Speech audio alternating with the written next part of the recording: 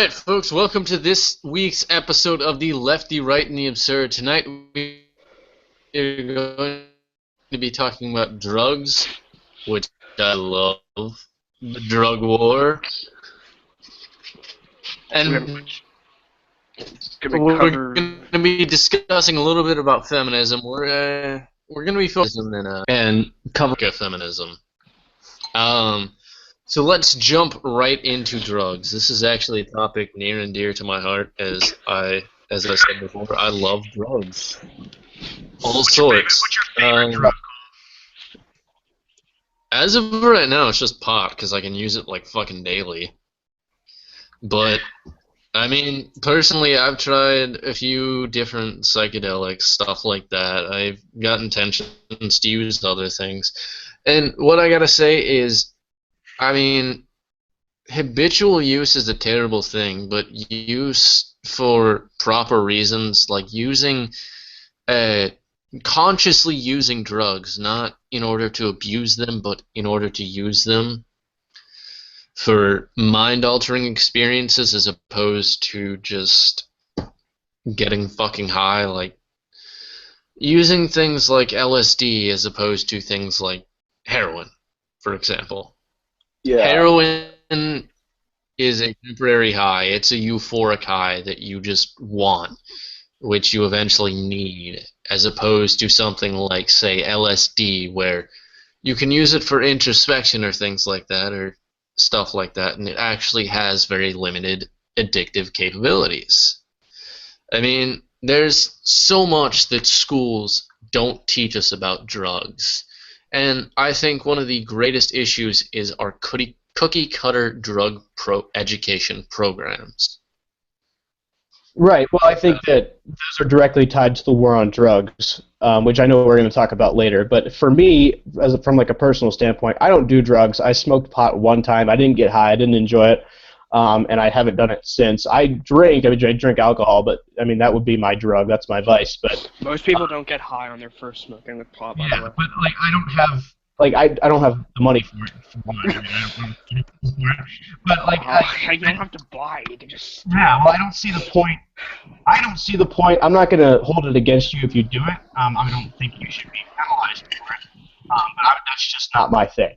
All right. I was going to say, I guess I think we should all agree, or we could all agree, that there's a difference between drug use and drug abuse, and particularly talking about things like entheogens, where, like Cole said, they can be used for introspection and expanding your mind, and that stuff.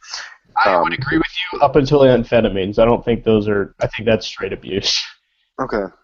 I don't think that's really using anything to broaden your horizons or anything like that. I mean, certainly not all drugs, like heroin, crack, cocaine, meth. They give you. I don't. No, they give you pure heroin at hospitals. You know that, right? Yeah. The stuff on the street has a bunch of stuff mixed into it that makes it more addictive. Which isn't surprising, to be honest. What most people don't know is the actual story of heroin. During the Civil War, there was a massive addiction to opium, as it was used as a painkiller. Later on down the road, they decided to create synthesize some sort of drug that would be less addictive. Time goes on, they start working on this drug, researching it, extracting it, all that sort of shit. Boom! Fucking heroin's discovered. You know what happened? It was 3 times more addictive. Perfect! For those that don't know, the common things in codeine, heroin, oxycodone, primarily most painkillers are all derived from opium. They are pretty much all extracted from opium itself, heroin being a major one. That's why the Iraqi opium, like the Iraqi opium trade and the Afghani as well. The poppy seeds are so heavily sought after by a lot of countries. There's actually major trade between these countries and Russia, which has a major heroin problem. And I would assert that that is one of the reasons that troops are still in those places, is because there's a gigantic market for opium production. That's just wide open. There's actually been documented people coming back and stating, I had CIA operatives tell me, you guard this fucking poppy field with your life. And that's the thing. We aren't using it for the same reasons, even though we look at things like I think it was the 80s when the CIA introduced crack cocaine into any inner city slums. What was the reasoning behind that? I don't remember. It was to drag down the prices of those communities, so basically they could buy all the land back. That's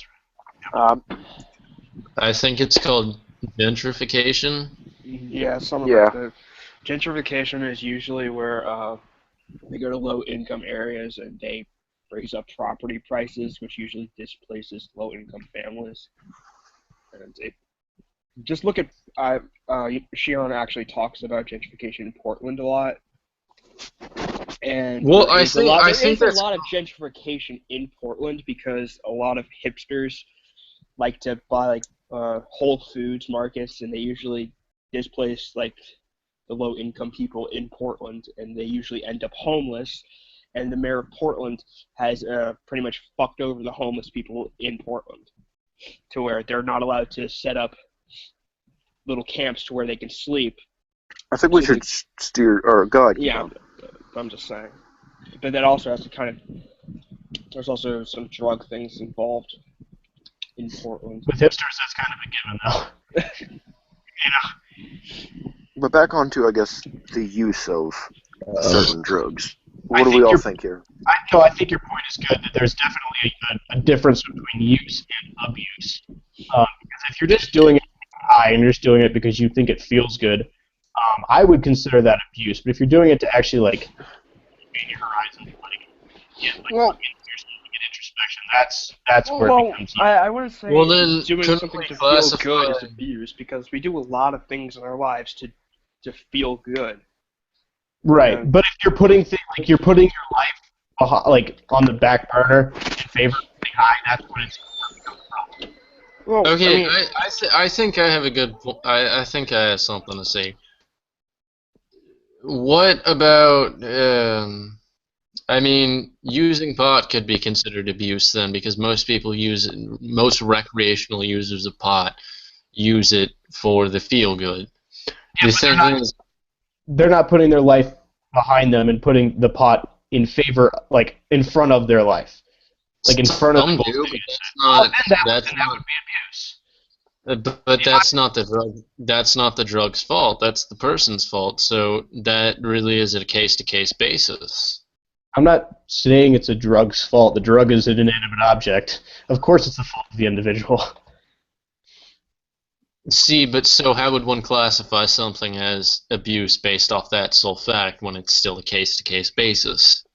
It is a case-to-case basis. I'm not disagreeing with you on that. I'm saying that if you're putting your life, as an individual, if you're putting your life on the back burner in favor of using a drug, and that drug is showing clearly harmful effects on your life, that's when it's abuse.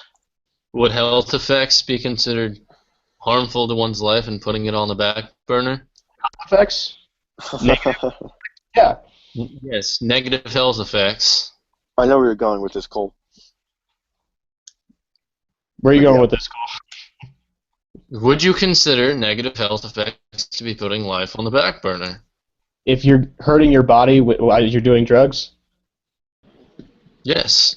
Yes. So I guess he's going to ask. doing things detrimental to your body would be considered abuse. So you're gonna go veganism route. Yeah, food is not a drug. Food is something you need to actually survive and actually live.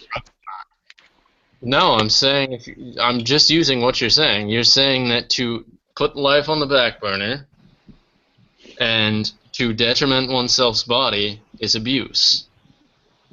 If you're doing it above everything else, which food is, it's not the same argument.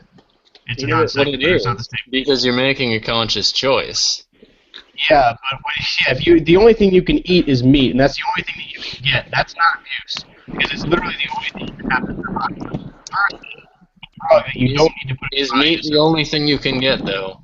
Really? Sometimes- You do live in a Okay, in a I just first wanna- world country. Don't know. You live in a first world country. There's these amazing things called grocery stores. And we're not talking about vegan concepts, we're talking about drug. All right, you want to steer back to, I guess, here's what I was going to say. I guess we can't talk about freedom in this country if people don't have the rights to experiment with their own consciousness and their own mind. Of course not. I would like to Well- quote Terence McKenna real quick. Please do. If the words life, liberty, and the pursuit of happiness do not include the right to experiment with your own consciousness, then the Constitution isn't worth the hemp, or the Declaration of Independence isn't worth the hemp it was written on.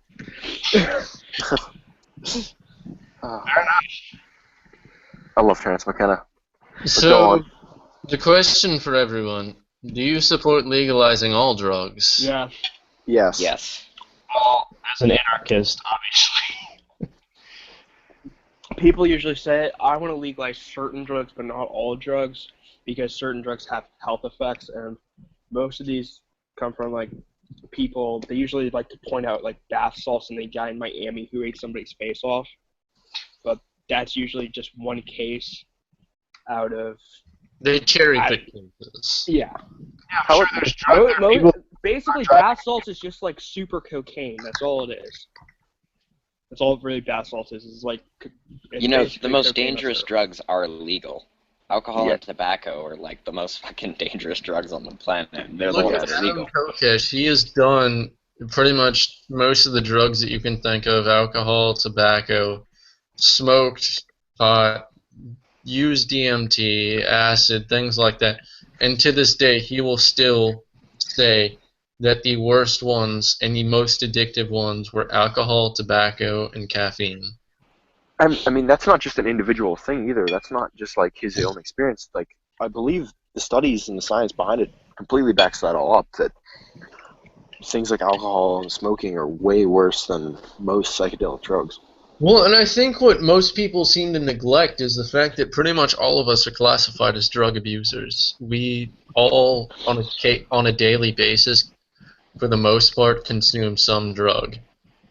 Be it some form of prescription drug over the counter that they were written, be it the alcohol at the end of the day, be it the caffeine to get them through the day, be it the cigarettes they smoke, or I just want to say the something. so-called illicit drugs that If we could legalize all drugs under a state, imagine even without a state, imagine the markets that would open up. That would, Talk about economic growth. Legalizing drugs is one of the best things you can do. yeah. I mean, the mass, even in Colorado, so like we legalized marijuana, and even though the tax revenue was less than what it was, the industry is booming because Yeah. people are still going to their dealers and there's still like money moving. The government's just not getting a huge cut of it, but the industry itself is just gigantic compared to what it was. Back to what we were talking about, I guess. How you were saying we all technically use drugs.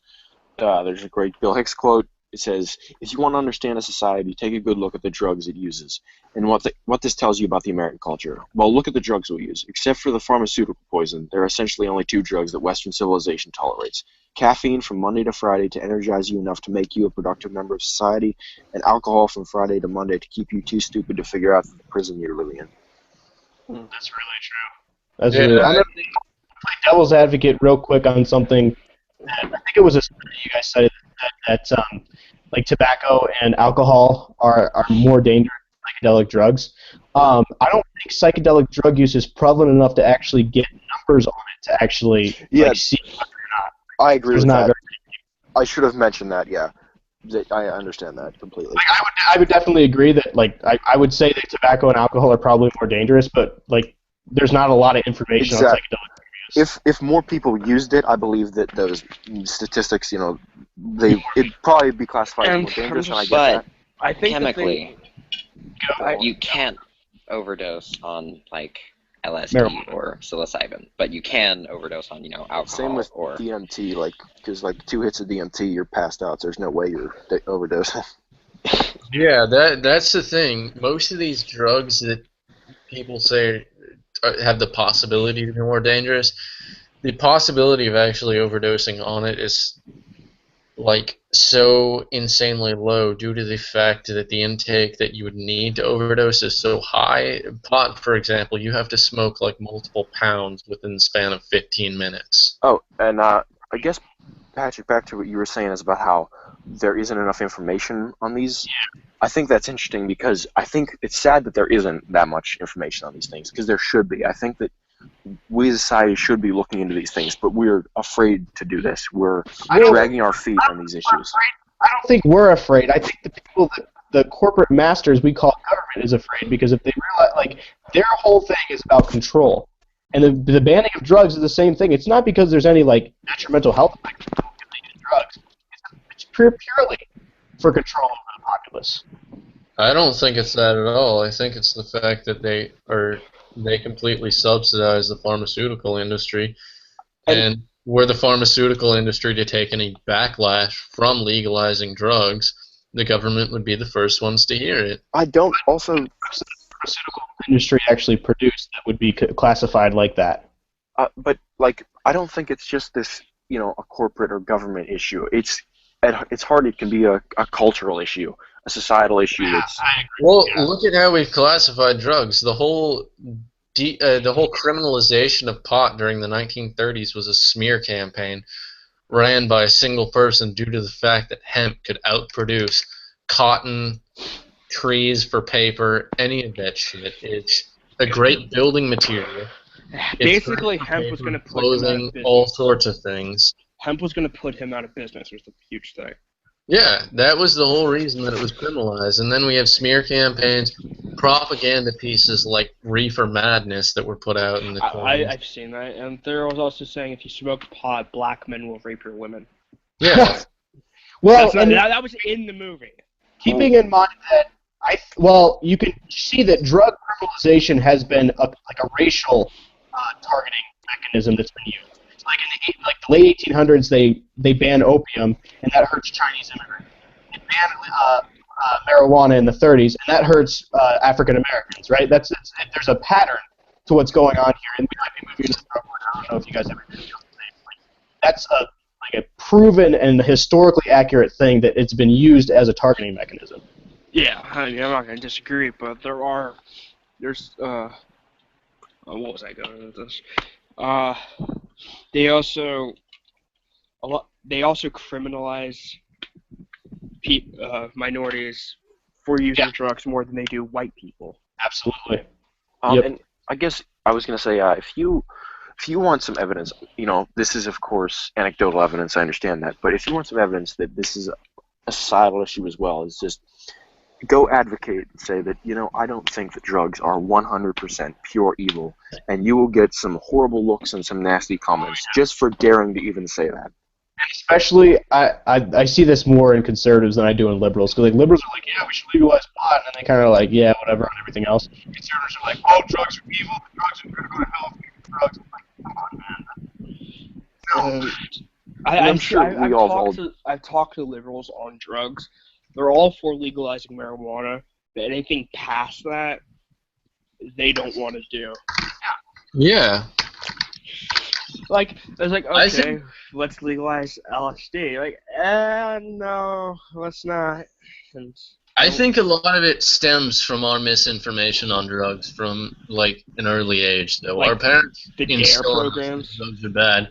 From like grade school, we go through programs like Red Ribbon Week, the DARE program, and it's sad. Like that. Yet we have such a limited information about what these drugs actually do. It's all scare. It's a lot of it's scare campaigns and to just scare kids into submission. Well, it's logical fallacy, it's scare tactics, and it works. It's unfortunate, but it really, really does work. And I think that might actually be responsible for people going from, say, pot to harder drugs, because they're like, you know, they hear all the, well, you know, if you smoke pot, you know, Satan's going to rape you. And then they smoke pot once, and they're like, well, that did nothing. I bet heroin does nothing, too. And they go, okay. Some like, oh, I didn't get high from pot. Maybe I should try this. That'll get me high. And then they just keep going on to harder drugs. It doesn't. And then it's not just that. It's like the average street dealer that's like, hey, well, The you get pusher. caught. How about I sell you some of this ecstasy I've got right here? Yeah, the I mean, pusher. Ecstasy. Plus the stigma behind it all. Yeah, Like, there's a lot of, this really does bother me a lot. The stigma behind people who use drugs, like they're seen as they're not people. Like, you just lock them up, throw or them in a they're- cage. and this also ties into the drug war with people who use drugs. They just lock them up with zero rehabilitation. The nonviolent offenders get sentenced to 10 years in prison. They come out hardened criminals, ready to. Yep. To do worse, to do things that they actually do harm innocent people. All right, if we're gonna move into the drug war, I have some statistics. If you guys are good. Go for it. Well, Okay. Yeah, Cole, you got something? well, couldn't we classify that whole idea of like people that go to prison for drug abuse part of the prison industrial complex?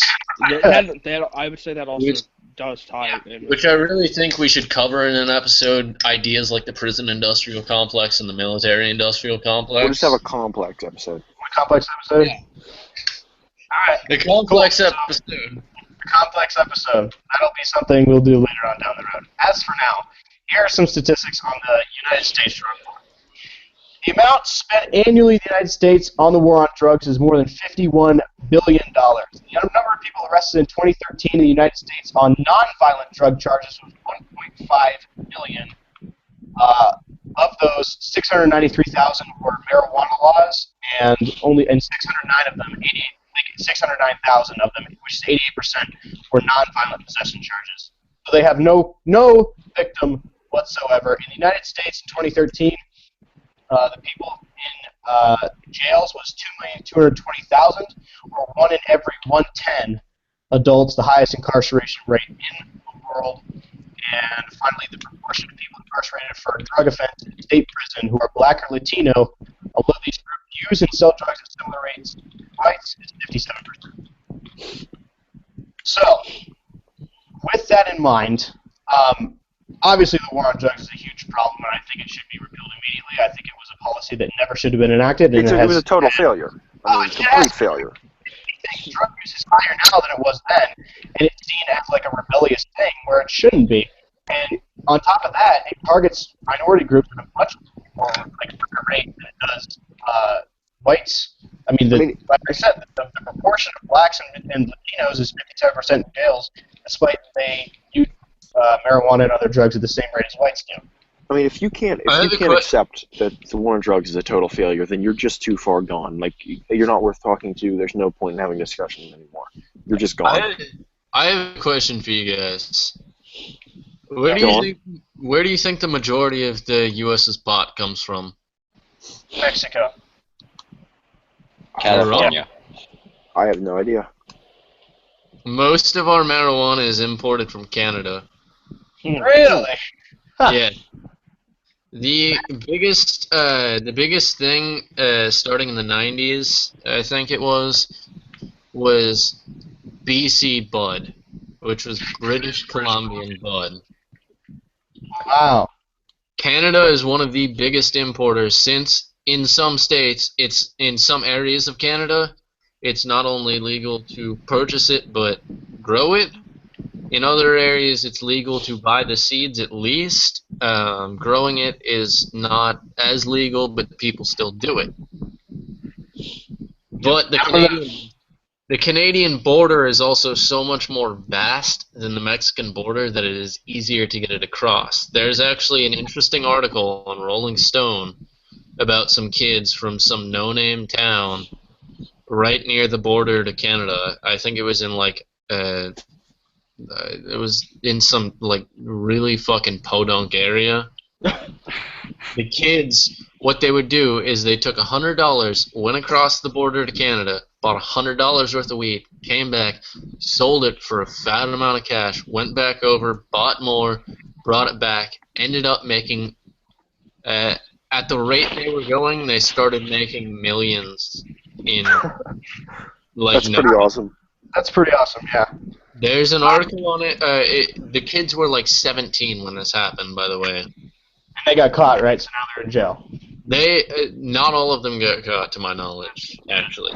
And I think, obviously, the drug cartel in Mexico is a big problem, too. Well, obviously, but the drug cartels in Mexico are completely different than the other ones. The drug cartels in Mexico aren't using drugs. They aren't meant to just push drugs.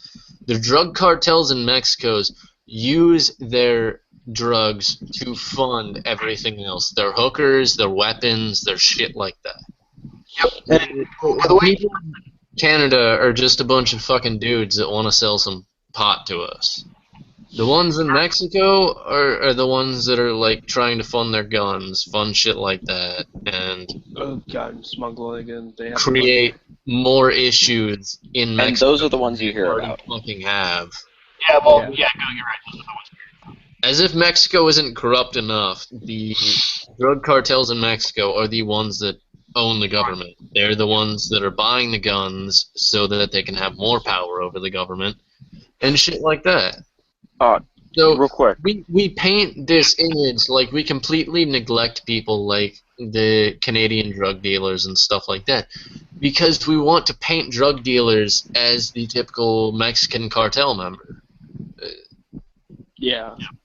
Yeah, Real quick, this is something me and Goat have discussed about before, and that is that this is a little bit this is just a little bit regressing back to what we were talking about earlier, but anyway, it's that what's more detrimental to having a better understanding of drug use in our society can actually not be the people that are outright anti-drug, but some of the people that abuse it, and that's why I think some of this, that's why people are anti-drug in a way, is because they see people who do abuse it, and they can be a huge detriment to, the movement as a whole, into having a better understanding of, these substances and what they can do.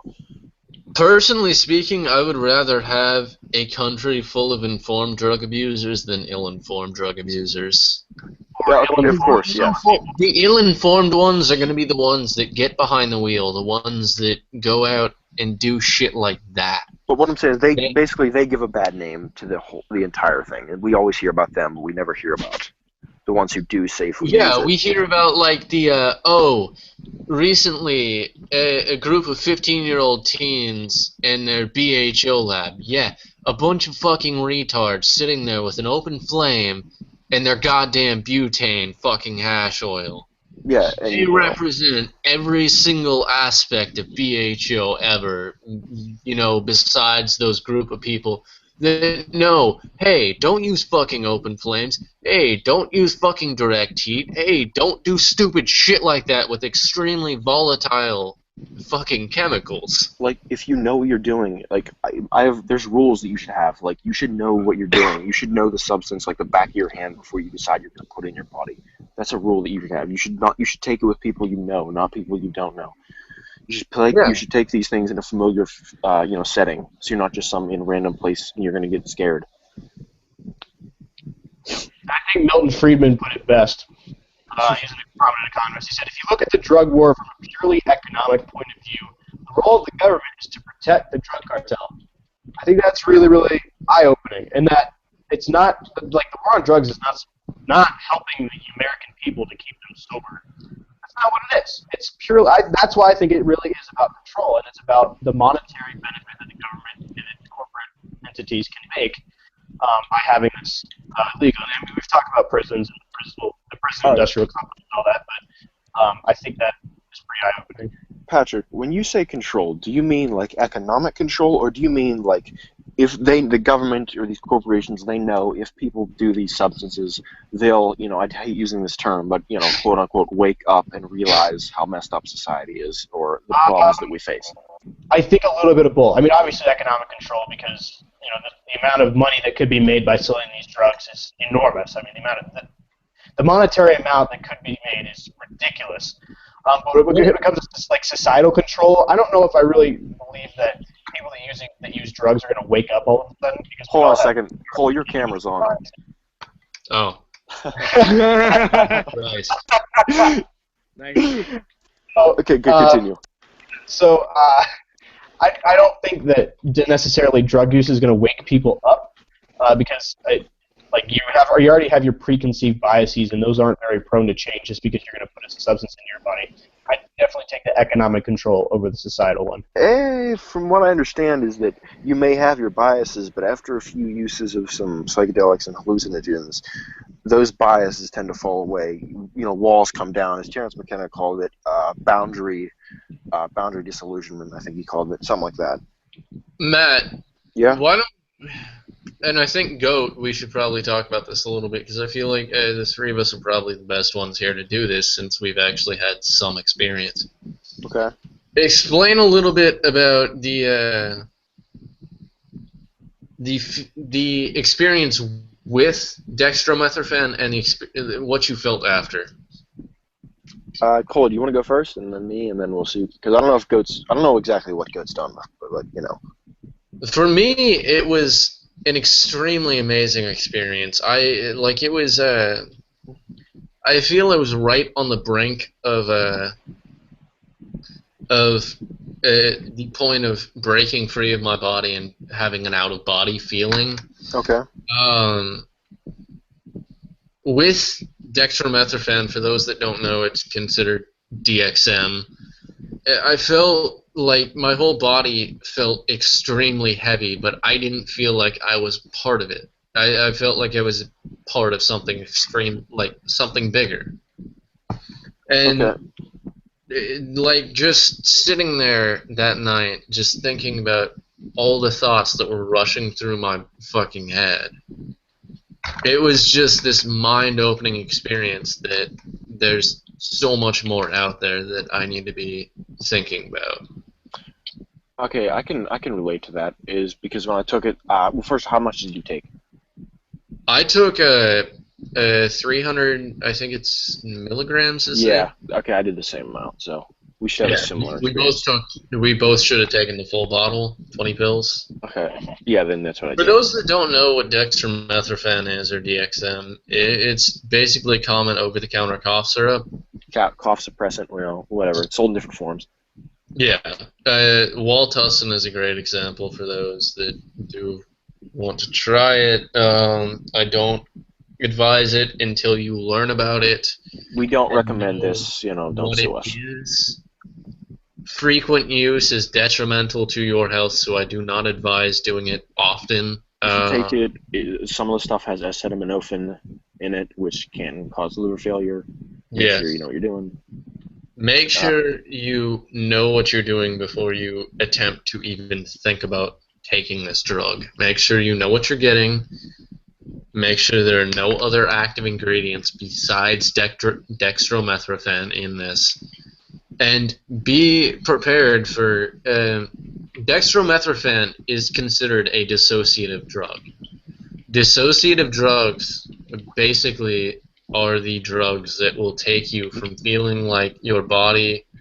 To really explain it, it takes your body and soul and separates them. It's the best example I can really... PCP and ketamine are other examples of dissociatives.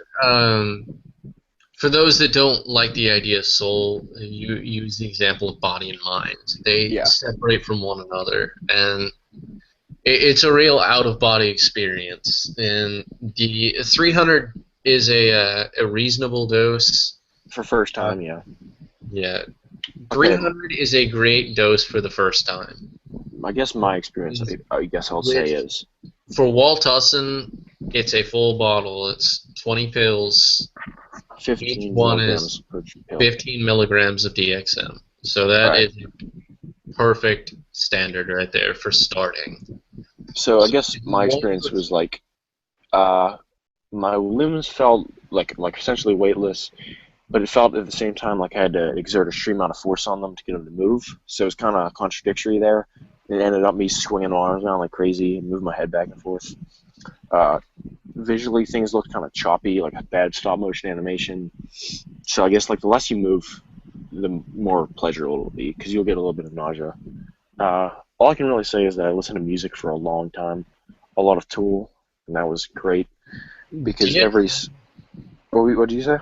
DXM is extremely auditory. There is a lot of Visuals. You're not going to get yeah. anything, I don't think. You can get you can get auditory visuals. Personally, I might, my body might be less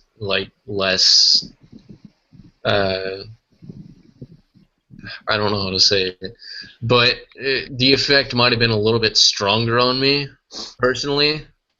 Because the one thing to know with drugs like these is the dosage varies from person to person. It's like alcohol on that, right? Exactly. Yes. You have like this person-to-person basis, and every dosage will affect you differently. Personally, I decided to, even though the suggestion is to listen to a sound that's almost 3D-like, I decided to listen to classical music. And while listening to that, throughout the night, I could actually physically feel like I could see the musical charts that were going along with this music. I was listening to things like Stravinsky's Rite of Spring and stuff like that. And Different parts of the song for me, like when the song got a lot, I don't know how to explain it. When the song got, I guess, amped up in a way, it got louder and more intense. I felt like I was a rocket ship shooting up in the sky, basically. At one point, for the majority of the time, I couldn't tell the difference between me and my couch. That just became one. I felt like clay, and my couch felt like clay, and I just morphed into it. And every song kind of morphed me into my couch in a different way. Every song is pretty much like a different trip in a way. With the layers of the song, because like if you listen to like hip hop versus like classical is a lot more complex. Was that a difference for you, Cole, that you felt like it was better because you were listening to such complex music? I think, especially with the thing that I chose, Stravinsky of all people, especially his Rite of Spring, I think that really affected things, because that is the Rite of Spring, for those that know it, is an extremely complex piece to begin with. Yes. Okay, how about... But it was just like the realm of like the feelings that came over me throughout this trip were just insane. It's a lot of feelings, I know that, yeah. Like everything happens within your body and you just feel it, but it feels like your body feels like it's so much more. It's like you become the music. That, yeah. Okay. Not just that, I feel like you feel a lot more than you actually like would feel on a regular basis. How You about this? feel like you've become bigger than yourself. Cole, now, did you have any experience, like, because with me, the day before I took it, I had a very active day. I was with my camera crew at school a lot, and so their presence, I felt like they were around me. I felt a very strong presence of the people in my production studios crew that whole day. So I don't know if you had any similar experience. I mean, my girlfriend was asleep next to me, so that was about it. But, like, what happened earlier in the day, did that affect anything that happened while you were on it? I don't feel like it, because I had actually, I had the whole day off that day, I think. Okay. I was sitting at home most of that day, except for that point when I ran to Walgreens to buy walls. Only other interesting thing I could think of is that, like I said, I'm with a camera crew, and for one part I felt like really strongly that me and this crew were trying to find the answers to philosophical questions through the use of broadcasting equipment. I know that sounds ridiculous, but that's what I felt. That's the thing, a lot of trips sound ridiculous, and like me and... I lived in California originally, and I used to buy pot pretty much every single day. Unless I bought like a larger quantity, then I used to buy it like every couple of days. But me and my friends used to do things like hike and stuff like that while we were stoned. And it took those experiences and not only ingrained them into my brain, but it added this whole other level to them that was just wonderful. I mean, me and my friends used to have so much fun. I mean, anyone else want to pitch in?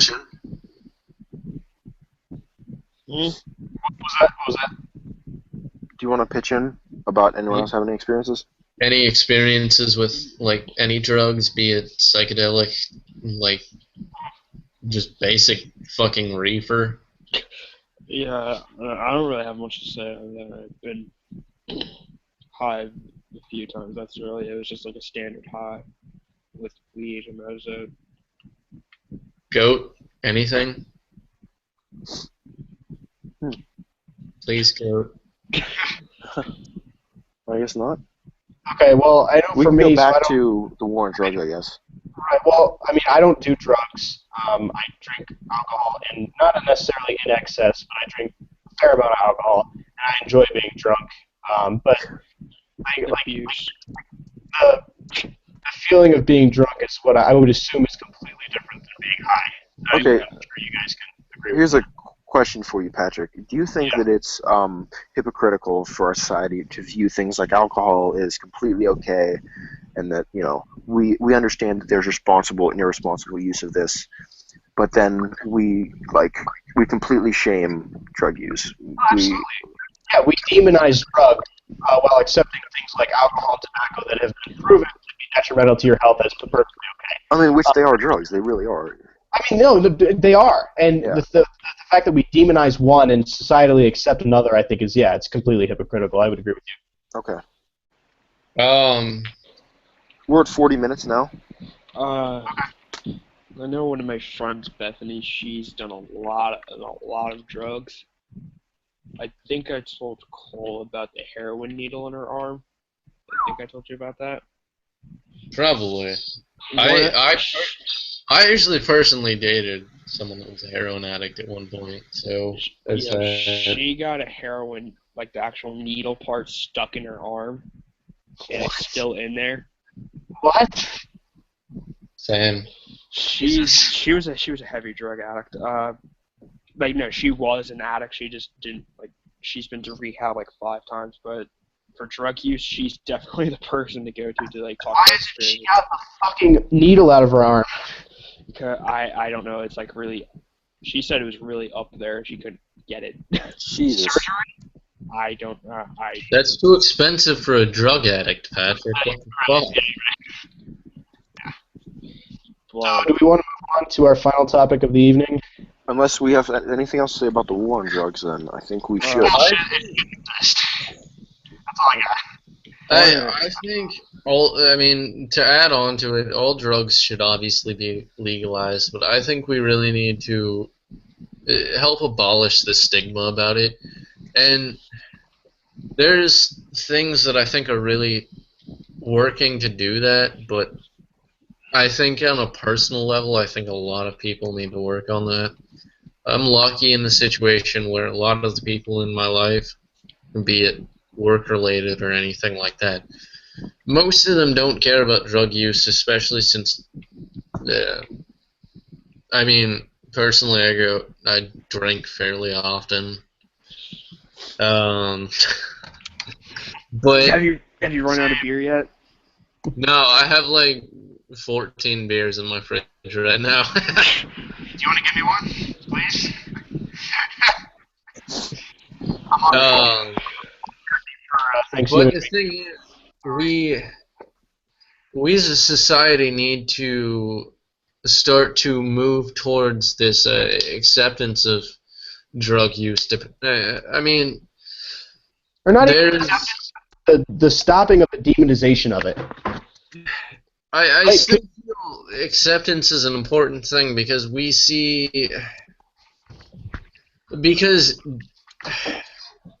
putting all this pressure on people that do abuse drugs just drives them to it.